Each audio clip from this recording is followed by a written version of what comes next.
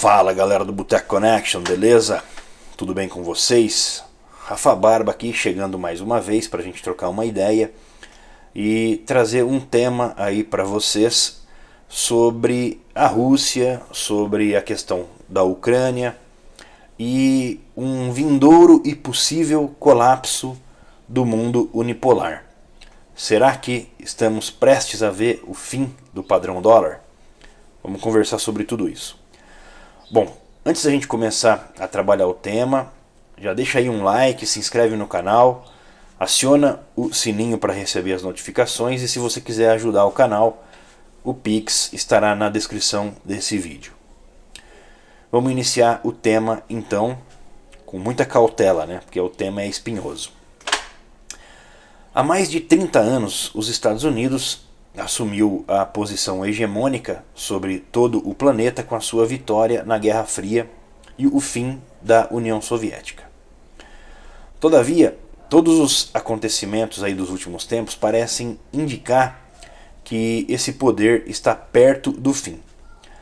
A guerra na Ucrânia me parece mais um prego sendo batido aí no caixão do neoliberalismo norte-americano. O imperialismo ele fundou a financiarização irrestrita da economia mundial. E isso aprofundou as reformas neoliberais no chamado Terceiro Mundo para poder ampliar a dependência desses países da periferia do sistema.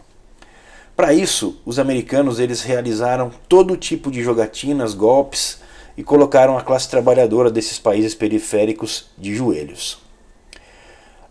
Eu não sou economista e, portanto, se tiver alguma imprecisão na minha fala, a partir de agora eu peço um desconto de vocês e aceito correções aí nos comentários. Em 1971, os Estados Unidos, de forma unilateral, eles decretaram o fim do padrão ouro, colocando o padrão dólar no lugar.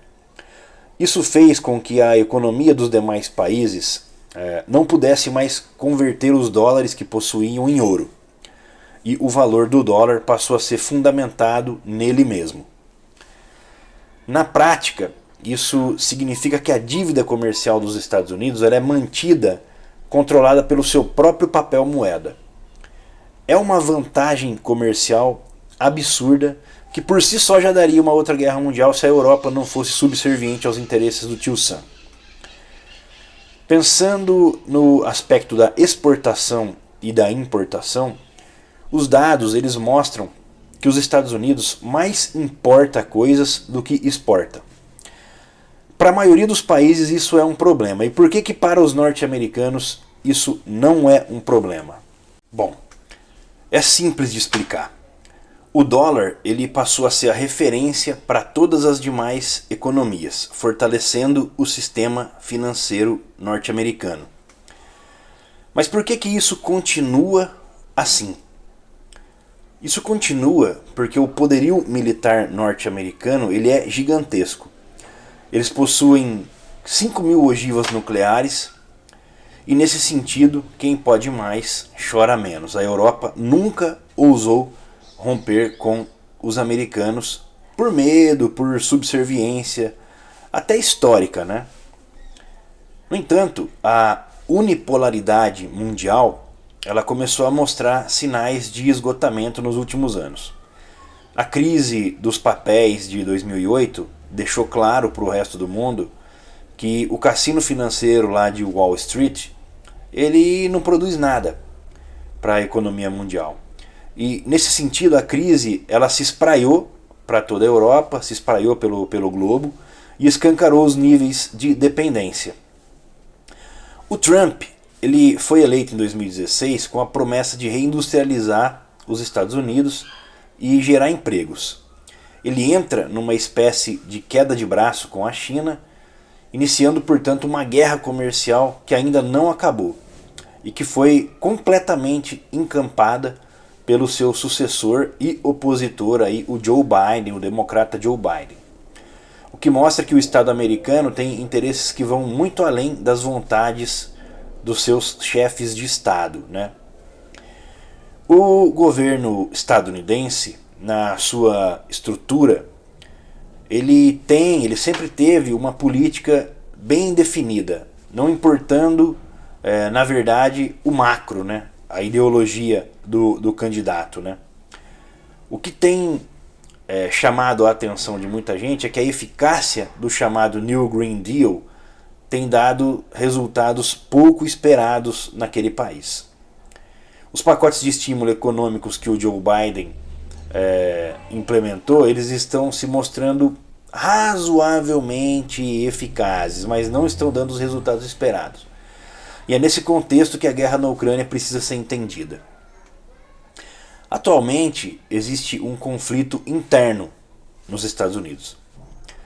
E esse conflito ele tem a ver com o descontentamento e a irracionalidade em relação à política externa, como os Estados Unidos lidam com a política externa. O Henry Kissinger, que foi conselheiro do ex-presidente Nixon, foi o primeiro a comentar que a expansão da OTAN para a Ucrânia era contrária aos próprios interesses dos Estados Unidos. Para ele, isso criaria um problema geopolítico com a Federação Russa. Portanto, ele é contra a entrada da Ucrânia e de outros países ali da região na OTAN. Com o fim da União Soviética, a estratégia dos americanos ela foi justamente se aproximar. Ou seja, eles se aproveitaram da corrupção, né, de parte da burocracia soviética e ajudaram a criar os oligarcas russos, que por sua vez levaram à derrota da União Soviética de dentro para fora. Vários deles têm negócios milionários com os americanos até os dias de hoje e inclusive com os europeus. E eles estão aí nos noticiários, vocês podem facilmente descobrir quem são. Para garantir que os militares e demais homens de Estado não sentissem que a soberania russa estivesse em risco, os mandatários ocidentais asseguraram que a OTAN não se expandiria em direção à fronteira russa. Isso ali quando teve a dissolução da União Soviética. Foi a promessa que foi feita ali para as lideranças russas naquele momento. Nesse sentido, a Rússia ela entraria para o sistema econômico global, capitalista, com seus oligarcas integrados nas finanças mundiais, exportando commodities, que é o forte da economia russa, da economia interna nacional russa. A tentativa do Donald Trump de reindustrializar os Estados Unidos colocou o Império Americano em rota de colisão com a República Popular da China. E isso é que precisa ficar muito bem compreendido.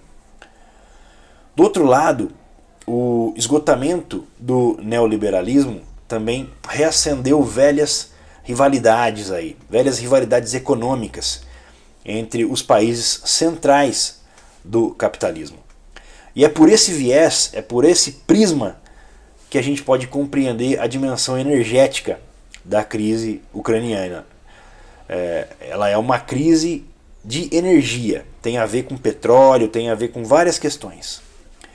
Os países da Europa Ocidental, eles se tornaram dependentes do gás natural russo, principalmente via território ucraniano, pois os gasodutos passam por ali, né? Nesse período, portanto, a Angela Merkel fez um acordo para a construção de um novo gasoduto para unir a Federação Russa com a Alemanha. É o fatídico aí Nord Stream 2, que sofreu aí várias sanções agora.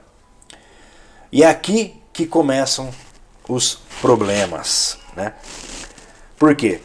Porque uma boa parte do empresariado norte-americano tem interesse, né, que a Alemanha ela fique dependente do gás produzido pelos oligopólios ligados ao óleo de xisto, né, e não aos commodities energéticos da Rússia. Já o Pentágono tem como política institucional evitar qualquer aproximação entre a Alemanha e a Rússia. E isso já vem desde o fim da União Soviética. Por quê? Porque isso fortaleceria os laços entre os países e diminuiria a dependência da Alemanha, que a Alemanha tem dos Estados Unidos, né? E é a partir disso a partir dessa política e desse contexto econômico que os Estados Unidos, disfarçados de OTAN, voltam a cercar a Rússia com todo tipo de estratégia de guerra híbrida, né? Ou seja, são vários tipos de ataques por vários tipos de formas. São ataques de todos os tipos. Eles fazem uma guerra econômica para desestabilizar o país.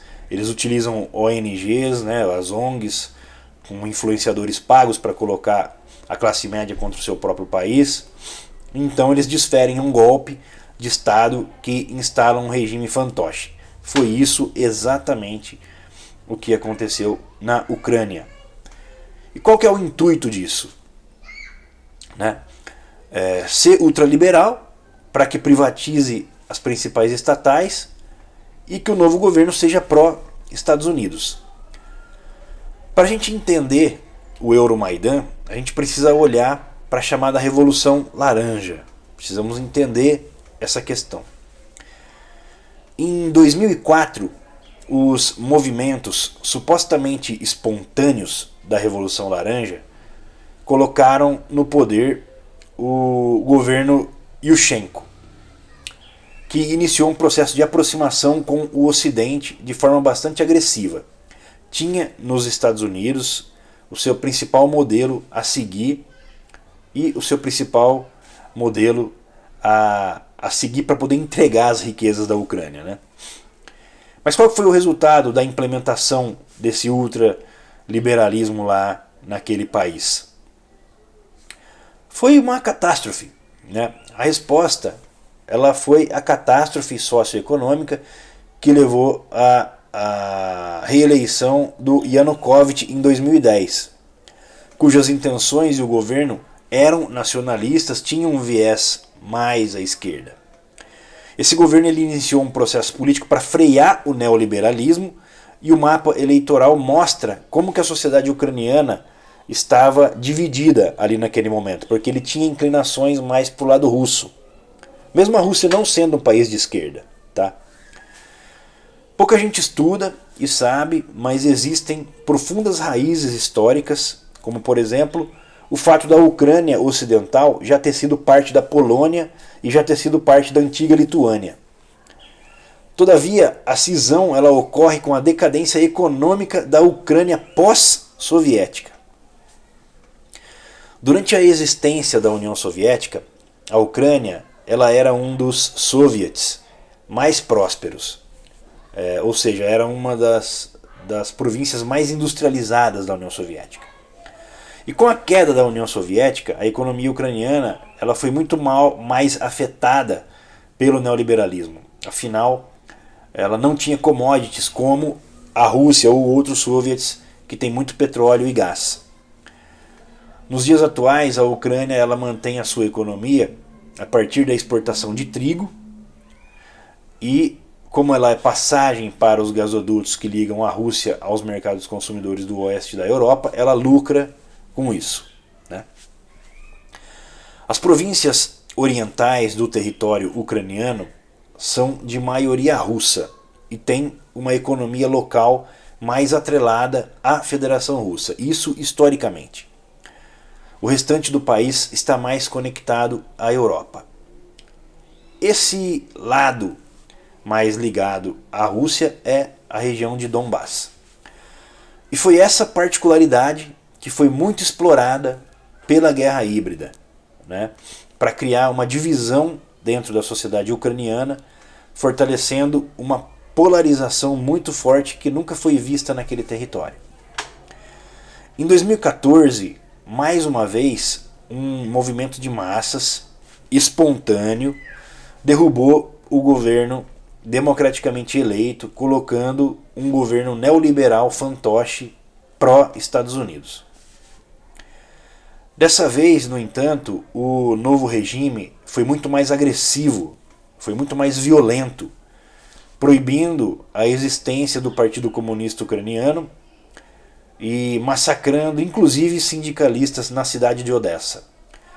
Por trás disso, os neonazistas do Batalhão de Azov e o Prav Sector. Como diz o especialista Scott Ritter, um norte-americano ex-marine, foi essa repressão aos comunistas e às minorias russas no leste ucraniano que deflagraram a guerra quase 8 anos atrás. A resposta russa ela foi moderada a princípio, reduzindo-se à anexação pacífica da Crimeia, para assegurar a continuidade das suas operações navais no Mar Negro. A Crimeia ela votou em um referendo popular aceitando a anexação russa, optando pela anexação russa. E isso pouco é falado no Ocidente, isso é pouco divulgado nesse momento de tanta propaganda midiática sobre o que está acontecendo lá. Foi essa repressão que levou os ucranianos do leste a se rebelar e proclamar a independência das repúblicas populares de Lugansk e Donetsk. Aliás, a maior crítica dos socialistas e dos comunistas, tanto russos como ucranianos, é a demora do regime do Putin em justamente intervir naquele massacre, no massacre que estava ocorrendo contra essas populações por parte do governo ucraniano. Acrescentando nesse caldo as recentes tentativas da Revolução Colorida no Cazaquistão e na Bielorrússia, temos aí um panorama, portanto, geral de ameaça forte para Moscou. Olhando desse ângulo, olhando desse prisma, a operação especial russa não é nenhuma surpresa, muito pelo contrário.